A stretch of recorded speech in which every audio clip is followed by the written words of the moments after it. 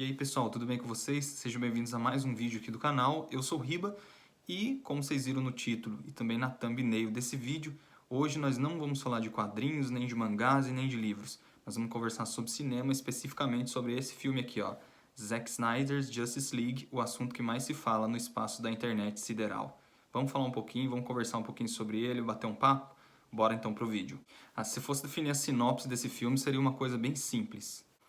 Depois do sacrifício do Super-Homem no Batman vs Superman, que foi o filme anterior, a Mulher Maravilha e o Batman começam a juntar um time de super-heróis para combater uma ameaça que está vindo sobre a Terra, que quer dominá-la, e essa ameaça é uma ameaça gigantesca e interplanetária. Esse filme nada mais é do que uma versão maior, bem mais esticada e bem mais completa do que aquela versão de 2017 dirigida pelo diretor Joss Whedon. Naquela ocasião, o diretor Zack Snyder teve uma tragédia familiar, que foi o suicídio da sua filha, e teve que abandonar as filmagens. Mas a Warner quis levar o projeto adiante mesmo assim e chamou ninguém menos do que o diretor dos dois primeiros Vingadores, Joss Whedon, para continuar o projeto. O resultado foi que ele pegou uma bucha na mão, uma baita rabo de foguete, e entregou um filme no cinema que ficou bastante incompleto, mal explicado e que não agradou tanto o gosto do público e nem dos fãs assíduos da DC. Fato é que a DC depois lançou alguns filmes que não foram tão bons e a sua concorrência com tanta efervescência continuou se estabelecendo em primeiro, ou seja, a Marvel. Mesmo que os resultados não fossem tão esperados assim pela Warner, pela DC no cinema, o universo criado pelo Zack Snyder, com essa tendência mais obscura, mais sombria, acabou virando a marca registrada também da DC no cinema. Os fãs, então já acostumados, começaram a mobilizar uma campanha na internet chamada Release the Snyder Cut, e então conseguiram fazer com que a Warner, enfim, contactasse de novo o diretor e lançasse essa versão esse ano. A primeira coisa que eu gostaria de destacar, sem dúvida, é que você não vai conseguir assistir esse filme, obviamente, sem fazer comparações com a sua versão anterior de 2017. Aqui questões que estavam pendentes e estavam mal desenvolvidas em termos de desenvolvimento de personagem, em termos de cenário e várias outras questões que o filme anterior não explica, são desenvolvidos aqui e são respondidos satisfatoriamente aos fãs. As cenas de ação que faltaram no filme anterior aqui estão muito mais presentes e também com a marca registrada do Zack Snyder. Ou seja, um filtro escuro, o excesso de câmera lenta a todo momento para deixar frames assim cada vez mais destacados, e também aquela exuberância visual nas cenas de violência que são características dele mesmo. O roteiro do filme basicamente é a mesma coisa do anterior, a plataforma, o argumento é a mesma coisa. A história é a mesma, só que ela foi bem mais alongada e melhor adaptada. Aqui você tem um vilão chamado Lobo da Steppe, que é a serviço do Darkseid, um vilão maior do que ele,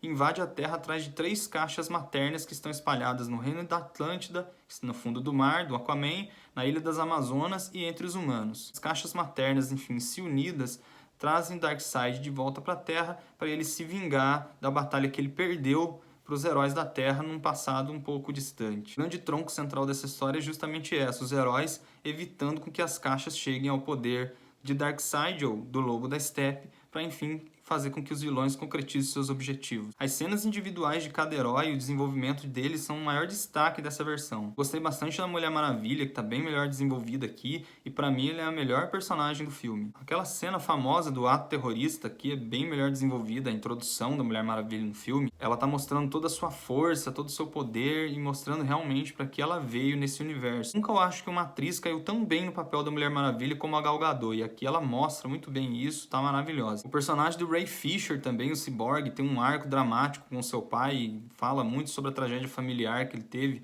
e isso também foi muito legal, porque você tem praticamente um filme de origem do Cyborg dentro desse filme da Liga da Justiça, contando aqui vários detalhes da vida dele, que com certeza também foram omitidos na versão de 2017. O objetivo dos vilões e a motivação deles também melhor desenvolvido aqui também, eles estão melhores assim, inclusive nas suas caracterizações. O Lobo da Steppe com aquela sua armadura tá bem mais assustador. Uma outra coisa boa também, que merece bastante destaque, é o núcleo ali do Batman.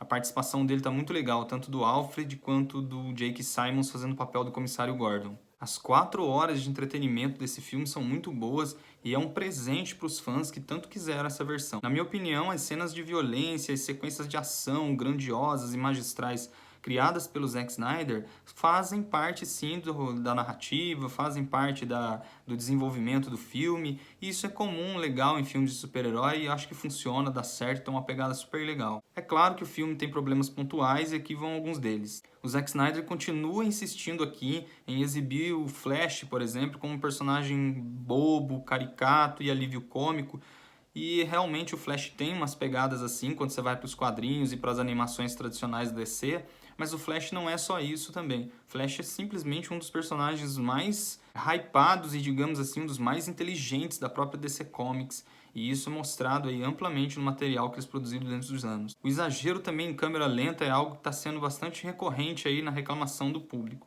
Eu também entro para esse time e acho que um pouco menos de câmera lenta deixaria até inclusive a ação até melhor. CGI também em alguns momentos, como no Darkseid, em alguns pontos de batalha, cenas de ação também está muito plástico e é difícil você comprar a ideia de que realmente aquilo seja palatável. As piadas e o humor aqui também eu diria que são mal dosadas e fora do timing, algo que realmente o Zack Snyder, na minha opinião, não sabe trabalhar direito. Mas apesar desses pontos, o filme ainda consegue alcançar o objetivo dele, que é fazer um ódio assim aos verdadeiros fãs que lutaram muito por essa versão e fizesse com que ela acontecesse.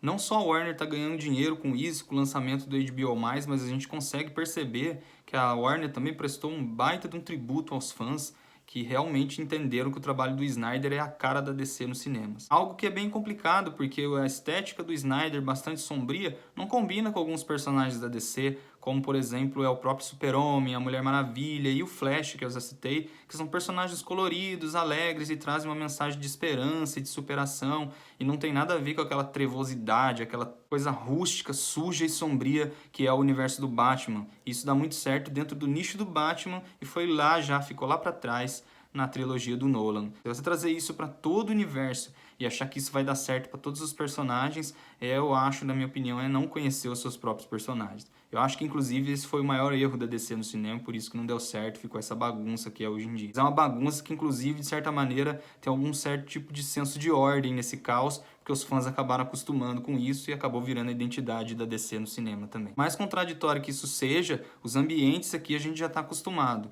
Não tinha sido desenvolvido no filme anterior, por exemplo, os laboratórios Star, falado um pouco sobre como é a nave kryptoniana por dentro, isso a gente não estava muito por dentro, e nesse filme aqui a gente tem a oportunidade de conhecer isso de maneira plena, eu achei isso muito legal. No fim das contas, o Snyder Cut não é o que está todo mundo falando aí na internet também, que é uma coisa requentada, um pastel de vento, nada disso. Eu encaro ele como algo que já estava sendo esperado, eu gostei muito de assistir e acho que é um entretenimento que todo mundo deveria acompanhar, todo aquele que é fã da DC, fã de quadrinhos, deveria ver com certeza. Mesmo tendo pontos positivos e tendo pontos negativos, eu acredito que nada realmente mesmo é perfeito.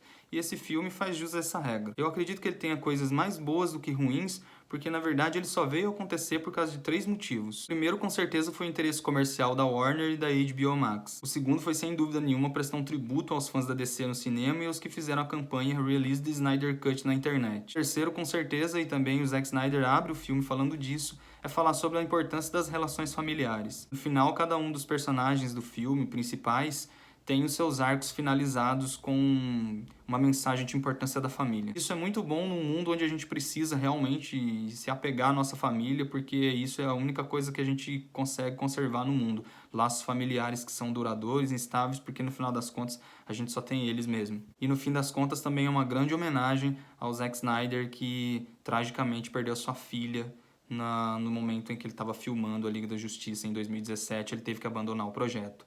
Nada mais justo do que colocar o projeto, a visão do diretor adiante, prestando uma homenagem para ele, para a filha dele, com esse trabalho. Fato é que o Liga da Justiça do Zack Snyder é um filme que precisava mesmo preencher essa lacuna da DC no cinema. Que goste você do Zack Snyder ou não, chame ele de paspalhão, ou chame ele de visionário, de Snygod, ou seja lá o que for, é inegável a importância desse diretor para o cinema e que sem ele a DC não teria a cara que tem e os fãs não seriam tão hypados pelos filmes da DC com essa pegada mais adulta e sombria do jeito que são. Acho que não existe um diretor que trabalhe isso tão bem quanto ele hoje no cinema, conseguir unir a ação, a tragicidade, isso no mundo de super-heróis e colocar tudo isso dentro de blockbuster, dentro de cinemão e fazer as pessoas comprarem essa ideia. É por causa de talentos assim que o Liga da Justiça do Zack Snyder, que era pro bem, que era pro mal, é assunto em todo lugar. Um filme que pro fã de quadrinhos é com certeza indispensável. E é isso, pessoal. A nossa crítica é essa. Até o próximo vídeo.